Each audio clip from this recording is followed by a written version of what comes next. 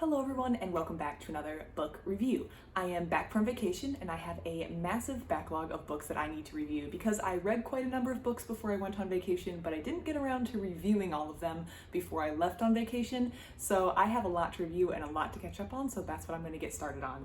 Today I am going to just be reviewing one of the books that I read, and that is The Great Gold Swindle of Lubec, Maine. This was put out by the Lubec Historical Society and it's edited by Ronald Pesha.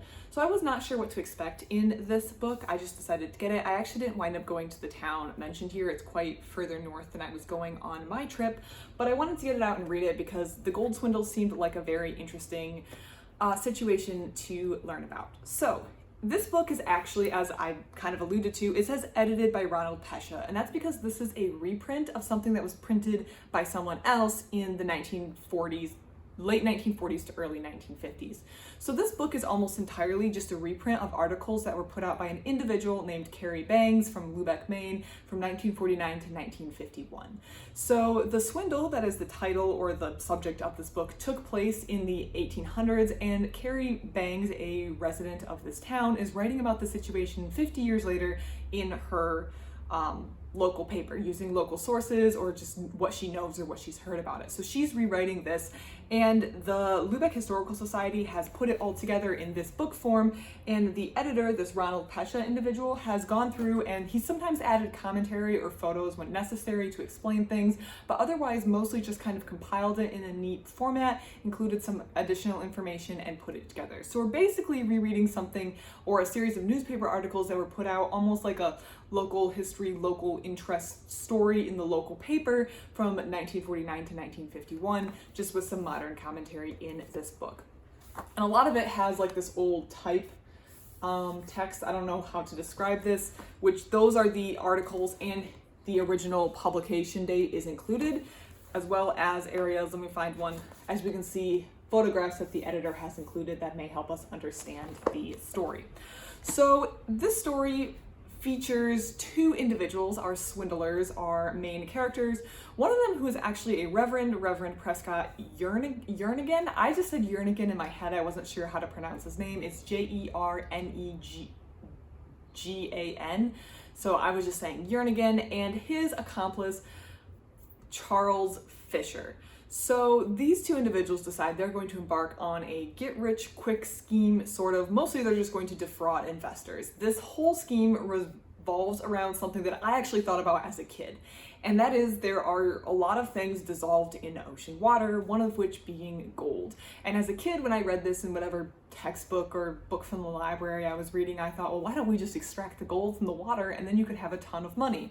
Of course, some key problems with that being it's kind of an expensive process, and there's not really that much gold, like overall. How much seawater would you have to process to get a minuscule amount of money? There's easier ways to earn money and cheaper ways of earning money, or at least you could just get a job and earn money with a lot less hassle and effort. But I did not know that as a kid. I mean, I figured it out and reasoned through it when I got maybe a little older, but Reverend Prescott Jernigan and Charles Fisher decide they're going to defraud some investors by showing them, or by being not forthcoming. Of course, maybe people weren't as familiar with how much gold was dissolved in the seawater. We have a little bit more scientific knowledge now, and we've done more experiments. But at the time, people didn't know as much. So these two individuals team up, and they first need investors. They want people to invest money in their scheme to build a plant or a processing plant in which they're going to process seawater and turn it into gold. And the location they actually wind up building the plant in is Lubec, Maine, which is why it's here. But first they need some people to get money, because the real goal of this swindle is not to take gold from seawater, but to take money from investors and then disappear. But they first need to get some investors involved. And page 30, if you do have this book, kind of explains how this happened. They have this apparatus, and the Reverend gets everyone together at the end of this pier, and they have like a little shack, and they just lower this apparatus into the water, and he's like, we're just gonna let it sit here in the ocean for all night, and the people sit around all night, and you can just see it down there in the water. Well, the water's dark, I'm assuming, because of what comes next, and you're gonna pull it up and there's gonna be gold in it. And that's how he gets these investors to sit around, and they're thinking it's foolproof, we're literally here with it all day. They provided all the material, if I remember correctly, so they thought they were getting a safe experiment. But our friend, the accomplice, Charles Fisher knows how to dive. So in this picture we see our individuals, our investors up here at the top on the end of the pier, and they've lowered this thing that Reverend Prescott has convinced them will take gold from seawater into the ocean. And then Fisher gets into the ocean a ways down and swims underwater and deposits some gold in the bucket or in the apparatus, and then he swims out with his diving suit.